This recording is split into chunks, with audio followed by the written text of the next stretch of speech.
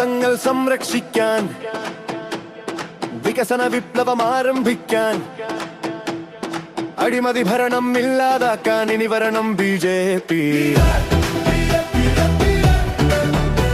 വിശ്വാസങ്ങൾ സംരക്ഷിക്കാൻ വികസന വിപ്ലവം ആരംഭിക്കാൻ അഴിമതി ഭരണം ഇല്ലാതാക്കാൻ ഇനി വരണം ബിജെപി.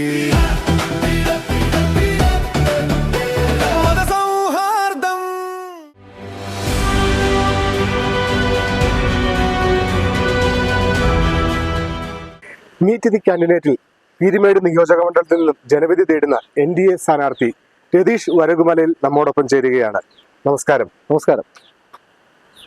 എത്രത്തോളം ആത്മവിശ്വാസത്തോടെയും വിജയപ്രതീക്ഷയോടെയുമാണ് ഈ ഒരു തെരഞ്ഞെടുപ്പിനെ നേരിടുന്നത്? 100% ആത്മവിശ്വാസത്തോടെയും 100% വിജയപ്രതീക്ഷയോടെയുമാണ് ഈ തെരഞ്ഞെടുപ്പിന് നേരിടുന്നത്. എന്തുകൊണ്ടാണ് ഇത്ര ആത്മവിശ്വാസത്തോടെ ഈ തെരഞ്ഞെടുപ്പിനെ നേരിടാനുള്ള ഒരു സാഹചര്യം ഉള്ളത്?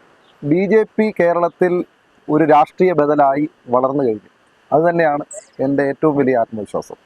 പിന്നെ ഇടതുപക്ഷവും വലതുപക്ഷവും വിജയപ്രതീക്ഷയോടെ കാണുന്ന ഒരു മണ്ഡലമല്ല ഈ പീരുമേട് മണ്ഡലം. അവിടെ സ്ഥാനാർത്ഥികളെ പരിശോധിച്ചാൽ അത് നമുക്ക് മനസ്സിലാവും.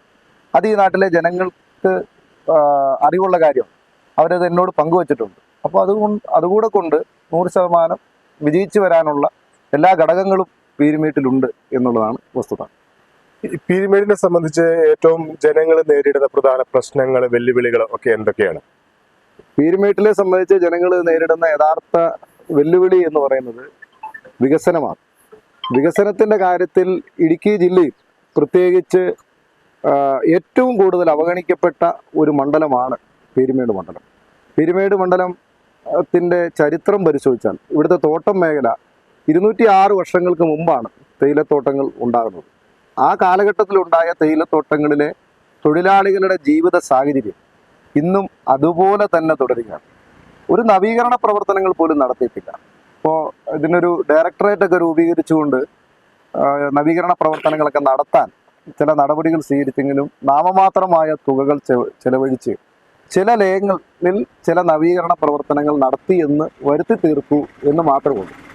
അതൊന്നും മുൻപോട്ട് പോയിട്ടില്ല. അപ്പോൾ അവരുടെ ജീവിത സാഹചര്യം പഴയതുപോലെ തന്നെ തുടരുകയാണ്. അതുതന്നെയാണ് അത് ഏറ്റവും വലിയൊരു പ്രശ്നമാണോ എന്ന് ചോദിച്ചു കഴിഞ്ഞാൽ, നമ്മുടെ നാട്ടിൽ മറ്റ് വികസനങ്ങൾ ഉണ്ടാകുമ്പോൾ നമുക്ക് അന്നമൂട്ടാൻ വേണ്ടി വെളുപ്പാങ്കാലം മുതൽ തോട്ടത്തിൽ പണിയെടുക്കുന്ന തൊഴിലാളികളുടെ ജീവിത സാഹചര്യം ഇങ്ങനെയാകുമ്പോൾ നമുക്കെങ്ങനെ സന്തോഷത്തോടെ ജീവിക്കാൻ സാധിക്കും? ഇവിടെ എന്തൊക്കെ ബിസിനസ്സുകൾ, ഇപ്പോൾ ടൂറിസം മേഖലയിൽ ബിസിനസ് സംരംഭങ്ങൾ നടത്തുന്ന, ഇപ്പോൾ കാർഡമം എസ്റ്റേറ്റ് കാർഡവുമായി ബന്ധപ്പെട്ട് ഉള്ള ബിസിനസ് സംരംഭങ്ങൾ നടത്തുന്ന നിരവധി സ്ഥാപനങ്ങൾ നമ്മുടെ നാട്ടിലുണ്ട്.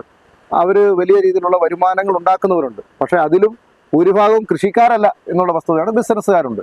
പക്ഷേ അവർക്കൊക്കെ മെച്ചങ്ങൾ ഉണ്ടാകുമ്പോഴും ഇവിടുത്തെ അടിസ്ഥാന ജനവിഭാഗം ഈ അവസ്ഥയിലാണ് താമസിക്കുന്നത് എന്നുള്ളൊരു യാഥാർത്ഥ്യം. അതുതന്നെയാണ് പീരുമേട്ടിലെ ഏറ്റവും പ്രധാനപ്പെട്ട പ്രശ്നം.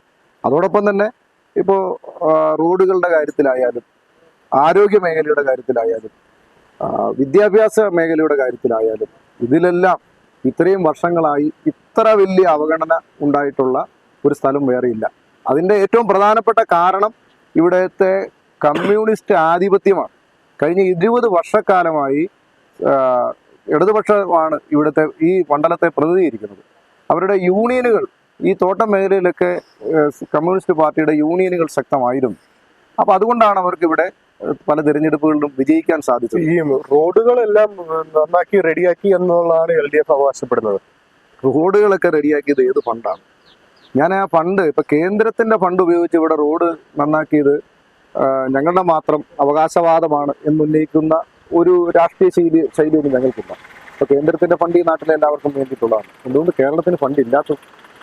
അപ്പോൾ കേന്ദ്രത്തിന്റെ ഫണ്ട് ഉപയോഗിച്ച് ഇവിടെ റോഡുകളെല്ലാം നന്നാക്കിയിട്ടുണ്ട്. അത് ഈ നാട്ടിലെ ജനങ്ങൾക്കറിയാം. അതിന് ഞാൻ വലിയ അവകാശവാദം ഒന്നും പറയുന്നില്ല, കാരണം അത് ഈ നാട്ടിലെ ജനങ്ങൾ കൂടി അവകാശപ്പെട്ടതാണ്. പക്ഷേ കേന്ദ്രത്തിന് ഇതൊക്കെ ചെയ്യാമെങ്കിൽ എന്തുകൊണ്ട് ഈ സംസ്ഥാനം ഭരിക്കുന്നവർക്ക് ചെയ്തുകൂടാ? ഇവിടുത്തെ പ്രാദേശിക റോഡുകളുടെ അവസ്ഥ, ഇവിടെ തോട്ടം മേഖലകളിലെ റോഡുകൾ, ആ റോഡുകളുടെയൊക്കെ അവസ്ഥ നമുക്കതിനുള്ളിൽ ചെന്ന് കണ്ടാൽ മനസ്സിലാക്കും. അത്ര ദയനീയമായ ജീവിത സാഹചര്യത്തിലാണ് കടന്നുപോകുന്നത്. അതോടൊപ്പം തന്നെ ടൂറിസം മേഖല, ഇത്രയേറെ ടൂറിസം സാധ്യതയുള്ളൊരു സ്ഥലം മറ്റെവിടെയാണുള്ളത്? ഇവരെല്ലാം കൂടി ഇത് നശിപ്പിച്ച് കളയും.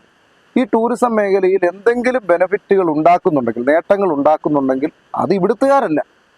ഇവിടെ ഒരുപാട് റിസോർട്ടുകളുണ്ട്, കൂണുകൾ പോലെ പൊട്ടിമുളച്ചിട്ടുള്ള ഒരുപാട് റിസോർട്ടുകളുണ്ട്. അതിൽ എത്ര റിസോർട്ടുകൾ ഈ നാട്ടുകാർക്കുണ്ട്? ഈ നാട്ടുകാർക്ക് വളരെ വിരലിലെണ്ണാവുന്ന ഒരു നിക്ഷേപങ്ങൾ മാത്രമേ ടൂറിസം മേഖലയിലുള്ളൂ. ബാക്കിയെല്ലാം പുറത്തുനിന്ന് വന്നിട്ടുള്ള ആളുകളാണ് ഉണ്ടാക്കിയിട്ടുള്ളത്. അപ്പൊ ടൂറിസം മേഖലയിൽ ഒരു നിരവധി ടൂറിസം ഡെസ്റ്റിനേഷനുകൾ ഈ നിയോജക മണ്ഡലത്തിലുണ്ട്. ആ ഡെസ്റ്റിനേഷനുകളെ എല്ലാം ക്ലബ്ബ് ചെയ്തുകൊണ്ട് ഈ നിയോജക മണ്ഡലത്തെ ഒരു ടൂറിസം ഹബ്ബാക്കി മാറ്റാൻ സാധിക്കും. അങ്ങനെ ടൂറിസം ഹബ്ബാക്കി മാറ്റിയാൽ ഈ നാട്ടിലെ ജനങ്ങൾക്ക് അതിനുകൊണ്ട് പ്രയോജനമുണ്ടാവും. ഇപ്പൊ ടൂറിസം മേഖലയുടെ ഒരു പ്രത്യേകത, നിരവധി ടൂറിസം മേഖല, പാഞ്ചാലിമേട് അടക്കം ഒത്തിരി ടൂറിസം മേഖലകൾ. ഇപ്പൊ തേക്കടി ഏറ്റവും പ്രധാനപ്പെട്ട ടൂറിസം മേഖലയാണ്. അപ്പൊ അവിടെ വന്ന ഒരു ബോട്ടിങ് നടത്താമെന്നല്ലാതെ മറ്റ് വേറെ സംവിധാനങ്ങളൊന്നുമില്ല. അപ്പോൾ ഈ ടൂറിസം മേഖലയിൽ കാര്യമാത്ര പ്രസക്തമായിട്ടുള്ള വികസനങ്ങൾ കൊണ്ടുവന്നാൽ ആ ടൂറിസം മേഖലയിൽ എത്തുന്ന ആളുകൾക്ക് അവിടെ സൗകര്യങ്ങൾ, പാർക്കിങ്ങിനുള്ള സൗകര്യം വേണം, പ്രാഥമിക ആവശ്യങ്ങൾക്കുള്ള സൗകര്യം വേണം, ടോയ്ലറ്റുകൾ വേണം. പ്രത്യേകിച്ച് സ്ത്രീകൾ വരുന്ന സ്ഥലങ്ങളിൽ അവർക്ക് സുരക്ഷിതമായി ഒരു ടോയ്ലറ്റിൽ പോകാനുള്ള സംവിധാനം ഈ ടൂറിസം മേഖലയിലില്ല. ഇത് പറയുമ്പോൾ BJP മൊത്തം എന്താണ് കക്കൂസ് പണിയുന്നവരാണ് എന്ന് പറഞ്ഞ് ആക്ഷേപിക്കുന്നവരും ട്രോളുന്നവരുണ്ട്. ട്രോളുന്നവർക്കോ ആക്ഷേപിക്കുന്നവർക്കോ അത് പറയാം. പക്ഷേ യാഥാർത്ഥ്യം ഇതാണ്. ഈ ടൂറിസം മേഖലയിൽ വൃത്തിയുള്ള സുരക്ഷിതമായ ടോയ്ലറ്റുകൾ ഉണ്ടാവണം, പാർക്കിംഗ് സൗകര്യങ്ങൾ ഉണ്ടാവണം. അങ്ങനെയൊക്കെ ഉണ്ടായാൽ കൂടുതൽ ടൂറിസ്റ്റുകൾ, വിനോദസഞ്ചാരികൾ എത്തുമ്പോൾ ഈ നാട്ടിലെ ആളുകൾക്ക് അതുകൊണ്ടുള്ള ഗുണമുണ്ടാവും. അപ്പോൾ പ്രാദേശികമായ വരുമാനം വർദ്ധിച്ചാൽ ഈ നാട്ടിലെ ആളുകളുടെ ജീവിത നിലവാരം മെച്ചപ്പെടും. ഇത് വളരെ സിമ്പിൾ ആയിട്ടുള്ള ലോജിക്കാണ്. ഇതിനു വേണ്ടിയിട്ട് ഇടതുപക്ഷമോ വലതുപക്ഷമോ ഇതുവരെ ചിന്തിച്ചിട്ടില്ല എന്ന് ഈ നാട്ടിലെ ജനങ്ങൾക്കറിയാം. അതുകൊണ്ട് തന്നെ വോട്ട് ചോദിച്ചെത്താൻ പോലും അവർക്ക് അർഹതയില്ല എന്നുള്ളതാണ് അതിൻ്റെ ഒരു വസ്തുത. ഇപ്പോൾ പലതവണ മത്സരിച്ച് തോറ്റ സ്ഥാനാർത്ഥിയെ UDF ഇവിടെ അവതരിപ്പിക്കുന്നു. ഇവിടെ ഒരു വിജയസാധ്യതയുമില്ലാത്ത CPIയുടെ ഒരു നേതാവിനെ, പ്രത്യേകിച്ച് കയ്യേറ്റക്കാരുടെ ദല്ലാളായി പ്രവർത്തിക്കുകയും യഥാർത്ഥത്തിൽ ഇപ്പോൾ ഇടതുപക്ഷ ഗവൺമെന്റിനെ തന്നെ വെട്ടിലാക്കിയ ഒരാളാണ് ഇവിടെ CPIയുടെ നേതാവായിട്ടുള്ള ഇടതുപക്ഷത്തിൽ മത്സരിക്കുന്ന സ്ഥാനാർത്ഥി. അദ്ദേഹം ശരിക്കും പറഞ്ഞാൽ ഈ ഗവൺമെന്റിനെ തന്നെ വെട്ടിലാക്കിയിട്ടുണ്ട്. ഇപ്പോൾ ചൊക്രമുടി കയ്യേറ്റം, ആ കയ്യേറ്റവുമായി ബന്ധപ്പെട്ടിട്ടുള്ള കാര്യങ്ങൾ ഇവിടുത്തെ മാധ്യമങ്ങൾക്കെല്ലാം അറിയാം. ആ കയ്യേറ്റം നടന്ന സമയത്ത് അവിടെ നിരവധി ആളുകളുടെ പേരിലാണ് ചൊക്രമുടി മല. വളരെ ജൈവ വൈവിധ്യങ്ങൾ നിറഞ്ഞ ഒരു മലയാണ്. ദക്ഷിണേന്ത്യയിലെ തന്നെ രണ്ടാമത്തെ കൊടുമുടിയാണ്. വരയാടുകൾ കാണുന്ന സ്ഥലമാണ്, നീലക്കുറിഞ്ഞി പൂക്കുന്ന സ്ഥലമാണ്. അപ്പോൾ ജൈവ വൈവിധ്യം കൊണ്ട് പ്രത്യേകതകളുള്ള ഒരു സ്ഥലമായിരുന്നത് കൊണ്ടാണ് ചൊക്രമുടി കയ്യേറ്റം വെളിയിൽ വന്നപ്പോൾ ഗവൺമെന്റിന് ഇടപെടേണ്ടി വന്നത്. ഞാനും അതിനെതിരെ പരാതി കൊടുത്ത ഒരാളാണ്. ഞാൻ അന്ന് മുഖ്യമന്ത്രിക്ക് പരാതി അയച്ചു. ചൊക്രമുടി സംരക്ഷണ സമിതിയുടെ കൂടെ ചേർന്ന് എനിക്ക് പ്രവർത്തിക്കാൻ, അവരുമായിട്ട് ലിങ്ക് ചെയ്ത് പ്രവർത്തിക്കാനൊക്കെ എനിക്ക് അവസരം ലഭിച്ചിട്ടുണ്ട്. ഞാൻ അതിനെതിരെ ശക്തമായ നിലപാട് സ്വീകരിച്ച ഒരാളാണ്. അപ്പോൾ ആ ചൊക്രമുടി കയ്യേറ്റത്തിൽ റവന്യൂ മന്ത്രിയെ കൂടി ഉൾപ്പെടുത്തി ഈ കയ്യേറ്റ മാഫിയയ്ക്ക് സഹായം ചെയ്തത് ഈ പറയുന്ന ഇവിടെ ഇടതുപക്ഷ സ്ഥാനാർത്ഥിയായിട്ട് മത്സരിക്കുന്ന ആളാണെന്ന് പറഞ്ഞത് അവരുടെ പാർട്ടിയുടെ തന്നെ മുൻ ഗ്രാമപഞ്ചായത്ത് പ്രസിഡന്റൊക്കെ ആയിരുന്ന ശ്രീ MR രാമകൃഷ്ണൻ എന്ന് പറയുന്ന വ്യക്തിയാണ്. അപ്പോൾ ഈ വിഷയത്തിൽ അവസാനം ഇപ്പോൾ ഒരു സ്ഥിരം അന്വേഷണ സമിതി ഉണ്ടല്ലോ, നമ്മുടെ റിട്ടയർഡ് IG സേതുരാമന്റെ നേതൃത്വത്തിൽ. അപ്പോൾ ആ സമിതി അന്വേഷിച്ചു. ഇടുക്കി കളക്ടറുടെ നേതൃത്വത്തിലുള്ള അന്വേഷണം നടന്നു. ഈ അന്വേഷണത്തിൻ്റെയൊക്കെ വെളിച്ചത്തിൽ അവിടെ കയ്യേറ്റം നടന്നതാണെന്ന് കണ്ടുപിടിച്ചില്ലേ? ഈ പട്ടയങ്ങളെല്ലാം റദ്ദ് ചെയ്തില്ലേ? അപ്പോൾ ഇവിടെ കയ്യേറ്റം നടന്നതല്ലേ? അപ്പോൾ ഇതെല്ലാം ചെയ്തപ്പോൾ ഇതിനു വേണ്ടി ഒത്താശ ചെയ്തു കൊടുത്തതും ഇതിന് അച്ചാരം പറ്റിയിട്ടുള്ളതുമൊക്കെ ഇവരാണെന്ന് അവരുടെ പാർട്ടിക്കാർ തന്നെ ഇവിടെ വെളിച്ചത്തിൽ പറഞ്ഞപ്പോൾ യഥാർത്ഥത്തിൽ പെട്ടുപോയത് ഈ LDF ഗവൺമെന്റാണ്. അപ്പോൾ LDF ഗവൺമെന്റിനെ തന്നെ വെട്ടിലാക്കിയ ആളാണ് ഇപ്പോൾ ഇവിടെ മത്സരിക്കുന്ന CPIയുടെ സ്ഥാനാർത്ഥി. ചക്രമുടി കയ്യേറ്റം ആദ്യമായിട്ട് വെളിച്ചത്ത് കൊണ്ടുവരുന്നത് ഞങ്ങളാണ്, മീഡിയാനെറ്റാണ്. തീർച്ചയായിട്ടും മീഡിയാനെറ്റ് വെളിച്ചത്ത് കൊണ്ടിരുന്നു. അതിനുശേഷം എല്ലാ മാധ്യമങ്ങളും അത് ഏറ്റുപിടിച്ചു. ആ സമയത്ത് ഞാൻ തന്നെ ആ ചക്രമുടിയിൽ ഞാൻ അവിടെ സന്ദർശിക്കുകയും കയ്യേറ്റക്കാരെ കൈയിറക്കി വിടുമെന്ന് ഞാൻ പ്രസ്താവന കൊടുക്കുകയും ചെയ്തു. ചില എതിർസ്വരങ്ങൾ അതിനകത്ത് ഉണ്ടായിട്ടുണ്ട്, എനിക്ക് പിന്തുണ അതിന് ലഭിച്ചിട്ടുണ്ട്.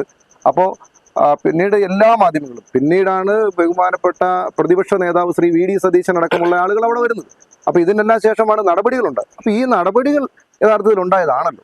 അപ്പോൾ ഇതിനിടയ്ക്ക് ദല്ലാളായി പ്രവർത്തിച്ച ആളെ ഒരു പീരുമേട് പോലെയുള്ള ഒരു തോട്ടം തൊഴിലാളികൾ അധിവസിക്കുന്ന ഒരുപാട് കയ്യേറ്റങ്ങൾ നടന്നുകൊണ്ടിരിക്കുന്ന സ്ഥലം, അങ്ങനെ ഒരു സ്ഥലത്ത് കൊണ്ട് മത്സരിപ്പിച്ചത് വളരെ പ്രതിഷേധാർഹമായിട്ടുള്ള ഒരു കാര്യമാണ് ഞാൻ പറയുന്ന സമയത്ത്. പിന്നെ അവരുടെ രാഷ്ട്രീയ പാർട്ടി ഏത് സ്ഥാനാർത്ഥിയെ നിർത്തുന്നു എന്നൊക്കെ ഉള്ളത് അവരുടെ പാർട്ടിയുടെ സ്വകാര്യമായ കാര്യമാണ്, അതിനകത്ത് നമുക്ക് ഇടപെടാൻ പറ്റില്ല. പക്ഷേ ഈ പീരുമേട്ടിലും ഇങ്ങനെ നിരവധി കയ്യേറ്റങ്ങൾ നടത്തുന്നുണ്ട്. ഈ കയ്യേറ്റങ്ങൾക്കെല്ലാം നേതൃത്വം നൽകുന്നതോ ഈ കയ്യേറ്റങ്ങളുടെ ഏതെങ്കിലും ഒരു കണ്ണിയായിട്ടോ പ്രവർത്തിക്കുന്നത് ഈ പീരുമേട്ടിൽ തന്നെയുള്ള CPI നേതാക്കന്മാരാണ്. ഈ CPI നേതാക്കന്മാർക്ക് എന്തെങ്കിലും ആത്മാർത്ഥത ഉണ്ടായിരുന്നെങ്കിൽ അവരുടെ കയ്യിലായിരുന്നല്ലോ റവന്യൂ വകുപ്പ് എന്ന് പറയുന്നുള്ളൂ. ഈ കയ്യേറ്റങ്ങളെ പൂട്ടുകെട്ടിക്കുന്നതിന് അവർക്ക് സാധിക്കുമായിരുന്നല്ലോ.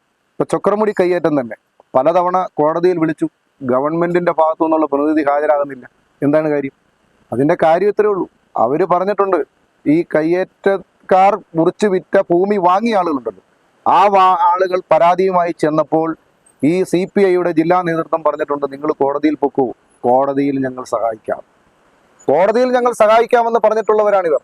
അതുകൊണ്ടാണ് കോടതിയിൽ ഗവൺമെന്റിന്റെ പ്രതിനിധി ഹാജരാകാതിരിക്കുന്നത്. റവന്യൂ വകുപ്പ് ഇവരുടെ കയ്യിലാണ്. ഇപ്പൊ ഇടുക്കിക്കാരെ സംബന്ധിച്ചിടത്തോളം മറ്റൊരു വലിയ ആക്ഷേപം നമ്മൾ കേൾക്കാറുള്ളത് നമ്മളെല്ലാം കയ്യേറ്റക്കാരാണെന്നാണ്. യഥാർത്ഥത്തിൽ നമ്മൾ കയ്യേറ്റക്കാരാണ്? നമ്മൾ കയ്യേറ്റക്കാരല്ല, നമ്മൾ കുടിയേറ്റക്കാരാണ്, കുടിയേറ്റക്കാരുടെ മക്കളാണ്. ഈ വലിയ ഒരു പ്രദേശത്തെ നമ്മുടെ സംസ്ഥാനത്തോട് ചേർത്ത് നിർത്തുന്നതിന് വേണ്ടി ഗവൺമെന്റിന്റെ പിന്തുണയോടുകൂടിയാണ് ഇവിടെ കുടിയേറ്റം നടത്തിയത്. ഇവിടെ കുടിയിരുത്തിയതാണ് നമ്മുടെ പൂർവികന്മാരെ ഇവിടെ കുടിയിരുത്തിയതാണ്. പക്ഷെ നമ്മളെ കയ്യേറ്റക്കാരായി ചിത്രീകരിക്കുകയാണ്. ഇപ്പൊ കയ്യേറ്റക്കാരായി ചിത്രീകരിക്കുന്നത് കൊണ്ടാണല്ലോ കയ്യേറ്റം അന്വേഷിക്കുന്നതിന് ഒരു സ്ഥിരം സമിതിയെ ഗവൺമെന്റ് തന്നെ നിയോഗിച്ചിട്ടുള്ളത്, അല്ലെ കോടതി നിയോഗിച്ചിട്ടുള്ളത്. അപ്പൊ അങ്ങനെ ഒരു യാഥാർത്ഥ്യം ഇവിടെ നിലനിൽക്കുന്നുണ്ട്. അപ്പൊ നമ്മളെ ഇവിടെ ഒരു രണ്ടാം കിട, ഇപ്പൊ കേരളത്തെ കുറിച്ച് ചിന്തിക്കുമ്പോൾ ഇടുക്കിക്കാരനെ രണ്ടാം കിട പൗരന്മാരായി കാണുന്ന രീതിയിൽ കയ്യേറ്റക്കാരായി സമൂഹത്തിൽ ചിത്രീകരിക്കുന്ന രീതിയിലുള്ള കയ്യേറ്റം ഇവിടെ നടക്കുന്നുണ്ട്. ഈ കയ്യേറ്റങ്ങളെ കെട്ടുകെട്ടിക്കുന്നതിനോ കയ്യേറ്റക്കാർക്കെതിരെ നടപടി സ്വീകരിക്കുന്നതിനോ യഥാർത്ഥത്തിൽ മുന്നിട്ടിറങ്ങേണ്ടത് റവന്യൂ വകുപ്പല്ലേ. ആ റവന്യൂ വകുപ്പ് ആരുടെ കയ്യിലാണ് ഇരിക്കുന്നത്? CPIയുടെ കയ്യിലാണ്. അപ്പോൾ യഥാർത്ഥത്തിൽ ആ റവന്യൂ വകുപ്പ് ഉപയോഗിച്ചുകൊണ്ട് CPI നേതാക്കന്മാർ ഇവിടെ കയ്യേറ്റം നടത്തുകയാണ് യഥാർത്ഥത്തിൽ ചെയ്യുന്നത്. അല്ലാതെ ഈ കയ്യേറ്റക്കാർക്കെതിരെ യാതൊരു നടപടിയും സ്വീകരിക്കുന്നില്ല. അപ്പോൾ അത് ഈ നാട്ടിലെ ജനങ്ങൾക്കറിയാം. ഈ നാട്ടിലെ ഇടതുപക്ഷത്തിന് അനുകൂലമായി വോട്ട് ചെയ്തിരുന്നവർക്കും വലതുപക്ഷത്തിന് അനുകൂലമായി വോട്ട് ചെയ്തിരുന്നവർക്കും ഈ കാര്യം അറിയാം. അതുകൊണ്ട് അവർ ഒരു മൂന്നാം ബദൽ എന്ന നിലയ്ക്ക് BJPയെ പിന്തുണയ്ക്കും, യാതൊരു സംശയമില്ല. രതീഷ് വരകുമലയിൽ നിയമസഭയിൽ എത്തിക്കഴിഞ്ഞു കഴിഞ്ഞാൽ ഈ പീരുമേട്ടിലെ തോട്ടം തൊഴിലാളികളുടെ ഉന്നമനത്തിനായി അവരുടെ ഒരു അടിസ്ഥാന സൗകര്യങ്ങളുടെ വികസനത്തിനായിട്ട് ഒരു ശാശ്വത പരിഹാരം എന്ന നിലയിൽ എന്തൊക്കെ ചെയ്യും? ഞാൻ പ്രാഥമികമായി BJP പീരുമേട് നിയോജക മണ്ഡലത്തിൽ നിന്ന് വിജയിച്ചു വന്നാൽ കേന്ദ്ര സർക്കാരിൻ്റെ കേന്ദ്രത്തിൽ സഹകരണ വകുപ്പ് ഇപ്പോൾ ഉണ്ട്, ശ്രീ അമിത്ഷാ നേതൃത്വം കൊടുക്കുന്ന സഹകരണ വകുപ്പ്. അപ്പോൾ കേന്ദ്ര സഹകരണ വകുപ്പിൻ്റെ കൂടി പിന്തുണയോടുകൂടി ടീ ഡെവലപ്മെന്റ് കോർപ്പറേഷൻ സ്ഥാപിച്ച് 1000 കോടി രൂപയുടെ പാക്കേജ് ഇവിടെ നടപ്പാക്കും. ഈ തോട്ടം തൊഴിലാളികൾക്ക് തോട്ടം മേഖലയിലെ പ്രശ്നങ്ങൾ പരിഹരിക്കും. അടഞ്ഞു കിടക്കുന്ന തോട്ടങ്ങൾ തുറന്നു പ്രവർത്തിക്കാനുള്ള ഒരു നടപടി എത്രത്തോളം സാധ്യമാണ്? ഇനി അടഞ്ഞു കിടക്കുന്ന തോട്ടങ്ങൾ തുറന്നു പ്രവർത്തിക്കുന്നതിന് പ്രത്യേക കടമ്പകളുണ്ട്. യഥാർത്ഥത്തിൽ അത് തുറന്നു പ്രവർത്തിക്കുന്നതിന് വേണ്ടിയിട്ടുള്ള നടപടി സ്വീകരിക്കാതെ തോട്ടങ്ങൾ അനധികൃതമായി മുറിച്ചു വിൽക്കുന്ന നടപടിയാണ് ഇപ്പോൾ നടത്തിക്കൊണ്ടിരിക്കുന്നത്. അപ്പോൾ ഈ അടഞ്ഞു കിടക്കുന്ന തോട്ടങ്ങൾ തുറന്നു പ്രവർത്തിക്കുന്നതിന് വേണ്ടിയിട്ടുള്ള നടപടി കേന്ദ്ര സർക്കാരിൻ്റെ കൂടി സഹായത്തോട് നടപ്പാക്കാൻ സാധിക്കുന്ന ഒരേ ഒരു മുന്നണി NDA-യാണ്. അപ്പോൾ അതിനു വേണ്ടിയിട്ടുള്ള ശ്രമങ്ങൾ ഞങ്ങൾ നടത്തും. അതോടൊപ്പം തന്നെ ഈ തോട്ടം മുറിച്ചു വിൽക്കുന്ന പരിപാടി അത് ഞങ്ങൾ നിർത്തലാക്കും. തീർച്ചയായിട്ടും നമുക്ക് തോട്ടം മേഖലയിൽ അവിടുത്തെ ജനങ്ങളുടെ ജീവിത സാഹചര്യം മെച്ചപ്പെടുത്തുക എന്നുള്ളതാണ് പ്രധാനമായിട്ടുള്ള ഒരു ഘടകം. അതിനു വേണ്ടിയിട്ടുള്ള പദ്ധതികൾ ആവിഷ്കരിച്ച് നടപ്പാക്കും. തോട്ടം തൊഴിലാളികൾക്ക് പുറമെ കർഷകർക്കും അതുപോലെ വന്യമൃഗശല്യം രൂക്ഷമായ ഒരു മേഖലയാണ്. ഇതിനെല്ലാം എന്തൊക്കെ കാര്യങ്ങൾ ചെയ്യാൻ സാധിക്കും? യഥാർത്ഥത്തിൽ ഈ മാൻ ആനിമൽ കോൺഫ്ലിക്റ്റ് നമ്മുടെ ജില്ലയിൽ തന്നെ തുടർക്കഥയാണ്. അതിനകത്ത് പീരുമേട്ടിൽ ഈ സമീപകാലത്ത് തന്നെ എത്രയോ ജീവനുകൾ പൊലിഞ്ഞുപോയി. യഥാർത്ഥത്തിൽ മാൻ ആനിമൽ കോൺഫ്ലിക്റ്റ് മനുഷ്യ വന്യജീവി സംഘർഷം പരിഹരിക്കുന്നതിന് പ്രത്യേകിച്ചൊരു നടപടി ഒന്നും രൂപീകരിച്ചില്ലെങ്കിലും നിലവിലുള്ള സാഹചര്യങ്ങളെ പ്രയോജനപ്പെടുത്തിയാൽ മതി. അതായത് കേന്ദ്ര സർക്കാർ കോടാനുകോടി രൂപയാണ് ഈ വിഷയം പരിഹരിക്കുന്നതിന് വേണ്ടി അതാത് സംസ്ഥാന സർക്കാരുകൾക്ക് അതാത് സംസ്ഥാന സർക്കാരിൻ്റെ കീഴിലുള്ള ഫോറസ്റ്റ് ഡിപ്പാർട്ട്മെൻറ്റിന് നൽകുന്നത്. ഇപ്പോൾ ഇവിടെ അതെല്ലാം മറിച്ച് അതായത് ദുരുപയോഗം ചെയ്യുകയോ മറ്റെന്തെങ്കിലും പദ്ധതിയിലേക്ക് കാര്യങ്ങളിലേക്ക് ഇതെല്ലാം ഉപയോഗിക്കുന്നതുകൊണ്ടാണ് ഇത്തരത്തിലുള്ള സംഘർഷങ്ങൾ വീണ്ടും ഉണ്ടാകുന്നത്. എന്തുകൊണ്ടാണ് വന്യജീവികൾ നാട്ടിലേക്ക് ഇറങ്ങി വരുന്നത്? അവർ മനുഷ്യനെ പിടിക്കാൻ വരുന്നതല്ല, അവര് വന്യമൃഗങ്ങൾ നാട്ടിലേക്ക് ഇറങ്ങി വരുന്നത് അവർക്ക് വനത്തിനുള്ളിൽ ഭക്ഷണത്തിന്റെ ലഭ്യത കുറയുമ്പോഴാണ്, വെള്ളത്തിന്റെ ലഭ്യത കുറയുമ്പോഴാണ് അവർ നാടിറങ്ങി വരുന്നത്. അല്ലാതെ വന്യമൃഗങ്ങൾ മനുഷ്യനെ പിടിക്കാൻ വരുന്നവരൊന്നുമല്ല.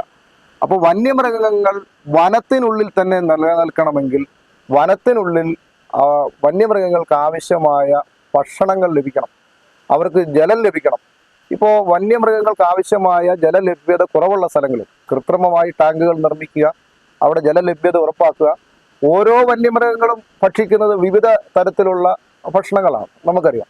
അപ്പോൾ അതൊക്കെ വനത്തിനുള്ളിൽ കൃത്രിമമായി വളർത്തിയെടുക്കാൻ, ആ തൈകൾ നട്ടുപിടിപ്പിക്കാൻ, മരങ്ങൾ നട്ടുപിടിപ്പിക്കാൻ, പാനകൾക്ക് വേണ്ടതും കുരങ്ങിന് വേണ്ടതും, അങ്ങനെ ഓരോ മൃഗങ്ങൾക്കും വേണ്ട ഭക്ഷണ പദാർത്ഥങ്ങൾ വനത്തിനുള്ളിൽ തന്നെ നിർമ്മിച്ചെടുക്കാൻ കോടാനുകോടി രൂപ കേന്ദ്ര സർക്കാർ കൊടുക്കുന്നുണ്ട്.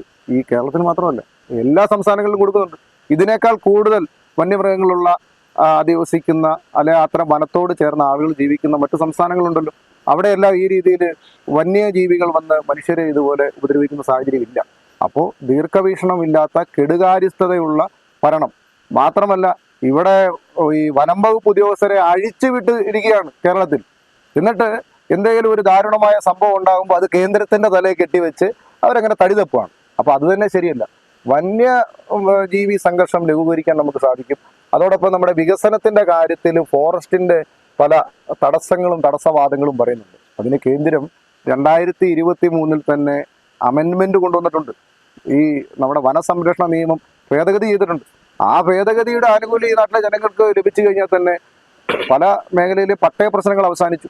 അപ്പൊ അങ്ങനെയുള്ള വിഷയങ്ങൾ യഥാർത്ഥത്തിൽ പരിഹരിക്കുന്നതിന് പുതിയ നടപടിക്രമങ്ങളുടെ ആവശ്യമില്ല. കേന്ദ്ര സർക്കാർ നിലവിൽ എടുത്തിട്ടുള്ള നടപടിക്രമങ്ങൾ ഇവിടെ നടപ്പാക്കിയാൽ മതി. ഈ ആ കാലത്തിൽ വേർപിരിഞ്ഞു പോയ ശ്രീ വാഴൂർ സോമന്റെ നിര്യാണ ഈ തെരഞ്ഞെടുപ്പിനെ ഏതെങ്കിലും രീതിയിൽ പീരുമേട്ടിലെ തെരഞ്ഞെടുപ്പിനെ സ്വാധീനിക്കാൻ സാധ്യതയുണ്ടോ? ഈ വാഴൂർ സോമന്റെ നിര്യാണം തെരഞ്ഞെടുപ്പിനെ സ്വാധീനിക്കുന്ന ഒന്നല്ല.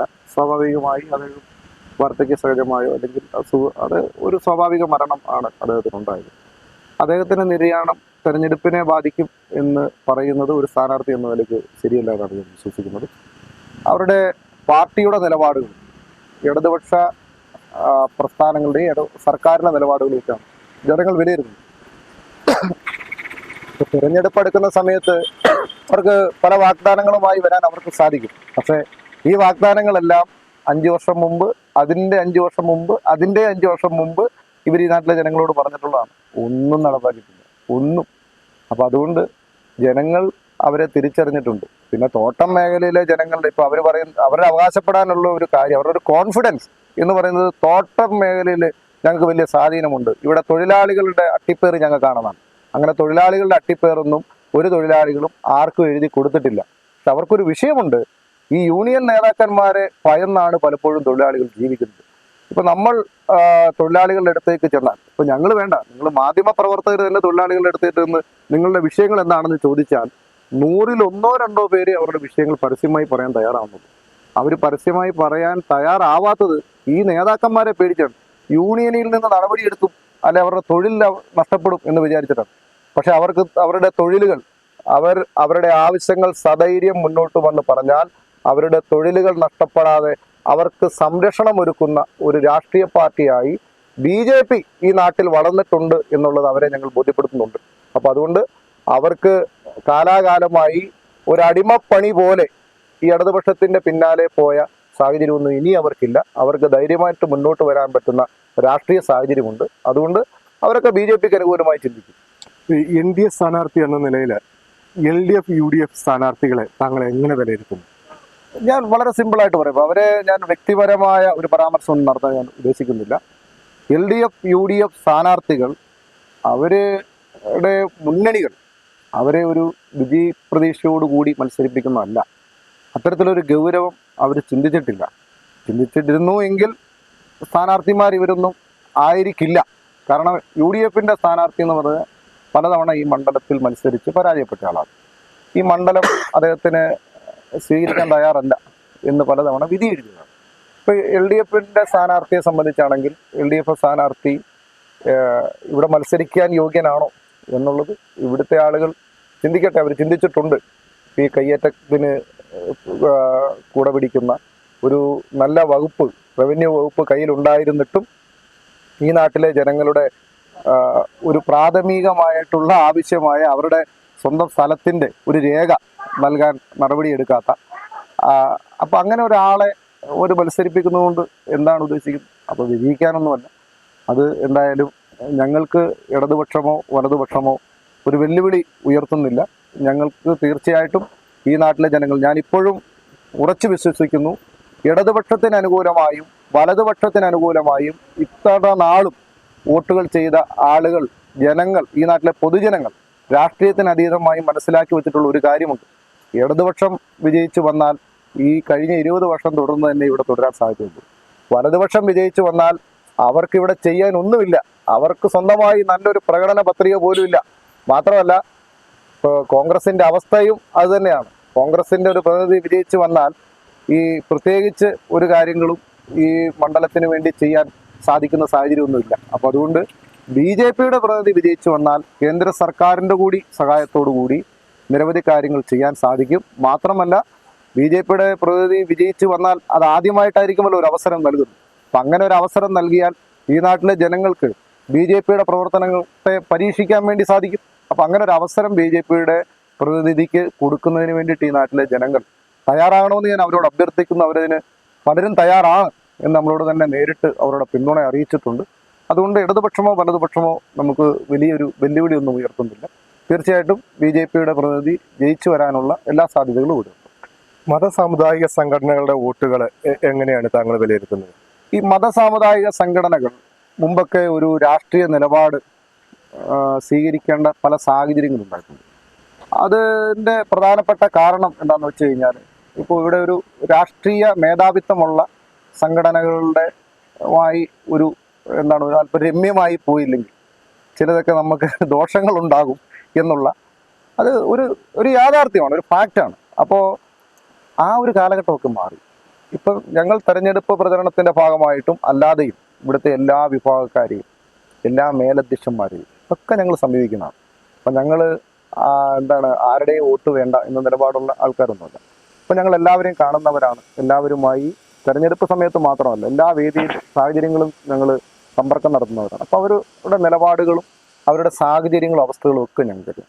അപ്പോൾ ഇത്തവണ അതിനൊക്കെ വലിയ മാറ്റമാണ് വന്നിട്ടുള്ളത്. എല്ലാ മതജാതി വിഭാഗങ്ങളും ഇപ്പോൾ അവർ എന്തെങ്കിലും ഒരു സങ്കുചിതമായ താല്പര്യത്തിന് അടിസ്ഥാനത്തിൽ ചിന്തിക്കുന്ന ഒരവസ്ഥ ഇപ്പോൾ ഇല്ല. നാടിന് വികസനം ഉണ്ടാകുമ്പോൾ നമ്മുടെ ഏത് മതത്തിൽപ്പെട്ട ഏത് ജാതിയിൽപ്പെട്ട ആളുകൾക്കും അല്ലെ നമ്മുടെ കൂടെ നിൽക്കുന്നവർക്കും വികസനം ഉണ്ടാകും എന്നൊരു കാഴ്ചപ്പാട് അവർക്കുണ്ട്. അപ്പോൾ അതുകൊണ്ട് ഒരു പുതിയ നേതൃത്വം ഇവിടെ വളർന്നു വരണം, പുതിയ മുന്നേറ്റം ഇവിടെ ഉണ്ടാവണം, ഇടതും വലതും മാറണം എന്ന് തന്നെ അവർ ചിന്തിക്കുന്നുണ്ട്. മറ്റു മുന്നണികളിൽ നിന്ന് എന്ത് വ്യത്യസ്തതയാണ് താങ്കളുടെ പ്രചാരണ പ്രവർത്തനങ്ങൾക്ക് പറയാനുള്ളത്? ഞങ്ങളുടെ പ്രചാരണ പ്രവർത്തനങ്ങളെ സംബന്ധിച്ച് പറയുകയാണെങ്കിൽ മറ്റു മുന്നണികളെല്ലാം കാലാകാലങ്ങളായി ചെയ്യുന്ന കുറച്ച് കാര്യങ്ങൾ. ഇപ്പോൾ ഇലക്ഷൻ വരുമ്പോൾ നമുക്കെല്ലാം ഇപ്പോൾ പോസ്റ്റർ ഒട്ടിക്കാതിരിക്കാൻ പറ്റില്ല, ഫ്ലെക്സ് വെക്കാതിരിക്കാൻ പറ്റും. അപ്പോൾ അങ്ങനെ നമ്മുടെ തെരഞ്ഞെടുപ്പ് ഒരു രീതിയുണ്ട്, കുറച്ച് രീതികൾ, സ്ഥാനാർത്ഥി പര്യടനം അങ്ങനെയൊക്കെ. അപ്പോൾ അതിൽ നിന്ന് കുറച്ചും കൂടെ വ്യത്യസ്തമായി നിങ്ങൾ കൂടുതലും ഓരോ ലോക്കലിലുമുള്ള ആളുകളെ, അപ്പം ഞങ്ങളുടെ പാർട്ടി പ്രവർത്തകരെ മാത്രമല്ല, അപ്പോൾ ഓരോ ലോക്കലിലുമുള്ള ആളുകളെ നേരിട്ട് കാണുകയും അവരുടെ ജീവൽ പ്രശ്നങ്ങൾ അവരോട് തന്നെ ചോദിച്ചു മനസ്സിലാക്കുകയും അത് മാധ്യമങ്ങളടക്കമുള്ള സംവിധാനങ്ങൾ വഴി, അതായത് മാധ്യമങ്ങളും സോഷ്യൽ മീഡിയ, ഇപ്പോൾ തദ്ദേശീയരായ ഒരുപാട് മാധ്യമ പ്രവർത്തകരുണ്ട്. പണ്ടൊക്കെ എന്ന് പറഞ്ഞു കഴിഞ്ഞാൽ മെയിൻ മീഡിയ മാത്രമേ ഉണ്ടായിരുന്നുള്ളൂ. ഇപ്പോൾ തദ്ദേശീയരായ ഒരുപാട് മാധ്യമ പ്രവർത്തകർ. അപ്പോൾ അവരിലൂടെയൊക്കെ ഞങ്ങളത് ജനങ്ങളിലും അധികാര കേന്ദ്രങ്ങളിലും ഒക്കെ എത്തിച്ചുകൊണ്ടുള്ള ഒരു പുതിയ ഒരു തെരഞ്ഞെടുപ്പ് പ്രവർത്തനം ഞങ്ങളിപ്പോൾ നടത്തുന്നുണ്ട്. അതോടൊപ്പം തന്നെ ഞങ്ങൾ സ്ഥാനാർത്ഥി പര്യടനമാണെങ്കിലും സ്ഥാനാർത്ഥി പര്യടനം ഇപ്പോൾ ചുരുങ്ങിയ സമയമാണ് തെരഞ്ഞെടുപ്പ് കമ്മീഷൻ തന്നെ നമുക്ക് തന്നിരിക്കുന്നത്. പിന്നെ BJPയുടെ സ്ഥാനാർത്ഥി ഇവിടെ എന്നെ പ്രഖ്യാപിക്കുന്നത് തന്നെ വളരെ വൈകിയാണ്. അപ്പം അതൊന്നും നമുക്കൊരു വിഷയമുള്ള കാര്യമല്ല. അപ്പം എന്നാലും ആ ചുരുങ്ങിയ സമയങ്ങൾ കൊണ്ട് എല്ലാ രീതിയിലുമുള്ള തിരഞ്ഞെടുപ്പ് പ്രവർത്തനം നടത്തണം എന്നുള്ളത് കൊണ്ട് ഞങ്ങൾ ഇന്നിപ്പോൾ സ്ഥാനാർത്ഥി പര്യടനം ആരംഭിക്കുകയാണ്. ഇപ്പോൾ നമ്മൾ ആരംഭിക്കുന്നത് ഉച്ച കഴിഞ്ഞ് 2 മണി മുതൽ ആണ് സ്ഥാനാർത്ഥി പര്യടനം ആരംഭിക്കുന്നത്. ഉച്ച വരെയുള്ള സമയം കൂടുതൽ ആളുകളെ നേരിട്ട് കാണുന്നതിനും ഇലക്ഷനുമായി ബന്ധപ്പെട്ട് ഉള്ള ടീം മീറ്റിങ്ങുകൾ, ഇപ്പോൾ പല വിഭാഗത്തിലുള്ള ടീമുകൾ അവർ നമ്മളെ കാണണമെന്ന് ആവശ്യപ്പെടാറുണ്ട്. അവരുടെ വിഷയങ്ങൾ നമ്മൾ കേൾക്കണം, നിങ്ങളും കൂടെ വരണം എന്ന് പറഞ്ഞ് നമ്മളെ വിളിക്കാറുണ്ട്. അപ്പോൾ അതൊക്കെ അവരെയൊക്കെ കാണാനും ഒക്കെയാണ് ഉച്ചവരെയുള്ള ഒരു സമയം നമ്മൾ ഇപ്പോൾ വിനിയോഗിച്ചുകൊണ്ടിരിക്കുന്നത്. അപ്പോൾ ഉച്ച കഴിഞ്ഞാണ് സ്ഥാനാർത്ഥി പര്യടനം, നമ്മുടെ പരമ്പരാഗത ശൈലിയിലുള്ള സ്ഥാനാർത്ഥി പര്യടനം ഉച്ച കഴിഞ്ഞാണ് നമ്മളിപ്പോൾ പ്ലാൻ ചെയ്തിരിക്കുന്നത് ഈ വരുന്ന 1-2 ദിവസത്തേക്ക്. ബാക്കി തെരഞ്ഞെടുപ്പ് കമ്മിറ്റിയാണ് ഇതിൻ്റെ കാര്യങ്ങളൊക്കെ പ്ലാൻ ചെയ്യുന്നത്. എന്തായാലും വ്യത്യസ്തമായ രീതിയിൽ കൂടുതൽ ആളുകളിലേക്ക് ഇറങ്ങിച്ചെല്ലാനും അവരുടെ വിഷയങ്ങൾ നേരിട്ട് മനസ്സിലാക്കാനും ആ വിഷയങ്ങളെ അഡ്രസ്സ് ചെയ്തുകൊണ്ടും പോകാനുള്ള ഒരു പുതിയ ശൈലിയാണ് നമ്മൾ സ്വീകരിച്ചിട്ടുള്ളത്. കൂടാതെ കേന്ദ്ര സർക്കാർ നടപ്പിലാക്കിയിട്ടുള്ള ജനോപകാരപ്രദമായ ഒരുപാട് പദ്ധതികളുണ്ട്. അപ്പോൾ ആ പദ്ധതികളിലെ പല പദ്ധതികളെ പറ്റും ഈ നാട്ടിലെ ജനങ്ങൾക്ക് അറിവ് കുറവുണ്ട്, അതിന് പ്രചരണം ഇവിടെ നൽകുന്നില്ല. അപ്പോൾ ഈ തെരഞ്ഞെടുപ്പിൻ്റെ പ്രവർത്തനത്തിൻ്റെ ഭാഗമായി അത്തരം പദ്ധതികളെ പറ്റി പ്രചരണം കൊടുക്കാനും ജനങ്ങളെ ബോധവാന്മാരാക്കാനും ഒക്കെ ഞങ്ങൾ ശ്രമിക്കുന്നുണ്ട്. ഉദാഹരണത്തിന് ജൻ ഔഷധി മെഡിക്കൽ സ്റ്റോറുകൾ നമ്മുടെ നാട്ടിൽ നിരവധി സ്ഥലങ്ങളിലുണ്ട്.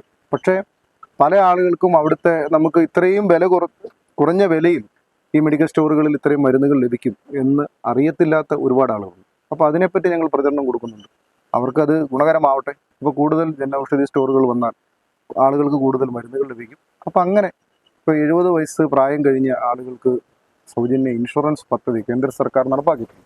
അതിവിടെ നടപ്പാക്കാൻ തയ്യാറാകുന്നില്ല. അപ്പോൾ അതേക്കുറിച്ച് ഞങ്ങൾ പറയുന്നുണ്ട്. ഇപ്പോൾ കേന്ദ്ര സർക്കാർ പദ്ധതികളുടെ ഒരു പ്രചരണം കൂടി ഞങ്ങൾ ഈ തെരഞ്ഞെടുപ്പ് പ്രവർത്തനത്തിൻ്റെ ഭാഗമായി ചെയ്യുന്നു. ഈ പുതുതലമുറയെ ഇത് ഇന്ത്യയിലേക്ക് അല്ലെങ്കിൽ തങ്ങളുടെ വികസന പ്രവർത്തനങ്ങൾ കാഴ്ചപ്പാടുകളിലേക്കൊക്കെ ആകർഷിക്കാനായിട്ട് ഏത് തരത്തിലുള്ള പ്രചാരണ പ്രവർത്തനങ്ങളാണ് സംഘടിപ്പിച്ചത്? ഇപ്പോൾ പുതുതലമുറ രാഷ്ട്രീയം നന്നായിട്ട് നിരീക്ഷിക്കുന്ന ഒരു തലമുറയാണ് നമുക്കുള്ളത്. അവരെ എങ്ങനെയാണ് രാഷ്ട്രീയത്തിലേക്ക് ആകർഷിക്കുന്നത്? ഒന്ന്, നമ്മളതിന് സോഷ്യൽ മീഡിയ ആക്ടിവിസ്റ്റുകളായിട്ടുള്ള ആളുകളുടെ കൂട്ടായ്മകൾ സംഘടിപ്പിക്കുന്നുണ്ട്. അത് നമ്മൾ വിർച്വലായിട്ടും ഫിസിക്കലായിട്ടും സംഘടിപ്പിക്കുന്നുണ്ട്. അപ്പോൾ അതിന് ആളുകൾക്ക് പങ്കെടുക്കാൻ ഫിസിക്കലായിട്ട് വരണമെന്ന് നിർബന്ധമില്ല. അപ്പോൾ അത്തരം മേഖലകളിൽ അപ്പോൾ നമ്മൾ കേന്ദ്രീകരിക്കുന്നുണ്ട്.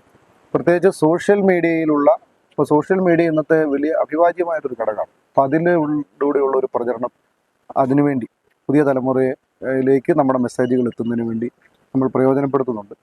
പിന്നെ നരേന്ദ്രമോദി സർക്കാരിൻ്റെ പ്രവർത്തനങ്ങളെ വിലയിരുത്തുന്ന ആളുകളാണ് ഇപ്പോഴത്തെ യുവതി യുവാക്കൾ.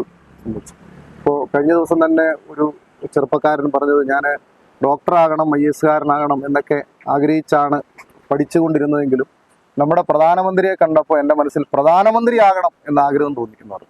അപ്പോൾ പുതിയ തലമുറ അതെല്ലാം മനസ്സിലാക്കുന്നുണ്ട്. അപ്പോൾ അതുകൊണ്ട് പുതിയ തലമുറയുടെ ഒരു നിശബ്ദമായ പിന്തുണ അത് നമുക്ക് NDAക്ക് അനുകൂലമായി, BJPക്ക് അനുകൂലമായി ഉണ്ട്. അപ്പം അതൊക്കെ കൊണ്ടാണ് നമുക്ക് വിജയിച്ചു വരാൻ സാധിക്കും എന്ന് നമ്മൾ പറയുന്നത്. അവസാനമായിട്ട് പീരിമേട്ടിലെ ഓരോ വോട്ടർമാരോടും ഓരോ ജനങ്ങളോടും താങ്കൾക്ക് എന്താണ് പറയാനുള്ളത്? പീരിമേട്ടിലെ ഓരോ വോട്ടർമാരോടും എനിക്ക് അഭ്യർത്ഥിക്കാനുള്ളത്, നിങ്ങളെല്ലാവരും BJPക്ക് അനുകൂലമായി നരേന്ദ്രമോദി സർക്കാർ കൊണ്ടുവന്നിട്ടുള്ള പദ്ധതികൾ നമ്മുടെ നാട്ടിൽ നടപ്പാക്കുന്നതിന് വേണ്ടി, നമ്മുടെ നാട്ടിൽ കാലാകാലങ്ങളായി ഇടതുപക്ഷവും വലതുപക്ഷവും ദീർഘകാലം അവർക്ക് നമ്മൾ അവസരം നൽകിയിട്ടുള്ളതാണ്. അതുകൊണ്ട് അവർക്ക് അവസരം നൽകിയ സമയത്തൊക്കെ അവർ ചെയ്ത പ്രവൃത്തികളെ വിലയിരുത്തിക്കൊണ്ട് ഇത്തവണ BJPക്ക് ഒരവസരം നൽകണം എന്നുള്ളതാണ് എനിക്ക് പീരുമേട് നിയോജക മണ്ഡലത്തിലെ വോട്ടർമാരോട് അഭ്യർത്ഥിക്കാനുള്ളത്. 100% വിജയപ്രതീക്ഷയോടെയും തികഞ്ഞ വിജയപ്രതീക്ഷയോടെയുമാണ് NDA സ്ഥാനാർത്ഥി രതീഷ് വരകുമല ഈ തവണ തെരഞ്ഞെടുപ്പിനെ നേരിടുന്നത്. തോട്ടം തൊഴിലാളികളുടെ അവരുടെ പ്രശ്നങ്ങൾക്കെല്ലാം ഒരു ശാശ്വതമായ പരിഹാരം ഉറപ്പ് നൽകിക്കൊണ്ടാണ് അദ്ദേഹം ഈ തെരഞ്ഞെടുപ്പിനെ നേരിടുന്നത്. എല്ലാ വിജയാശംസകളും നേരുന്നു. നന്ദി, നമസ്കാരം. Thank you. വിശ്വാസങ്ങൾ സംരക്ഷിക്കാൻ, വികസന വിപ്ലവം ആരംഭിക്കാൻ, അഴിമതി ഭരണം ഇല്ലാതാക്കാൻ ഇനി വരണം BJP. വിശ്വാസങ്ങൾ സംരക്ഷിക്കാൻ, വികസന വിപ്ലവം ആരംഭിക്കാൻ, അഴിമതി ഭരണം ഇല്ലാതാക്കാൻ ഇനി വരണം BJP.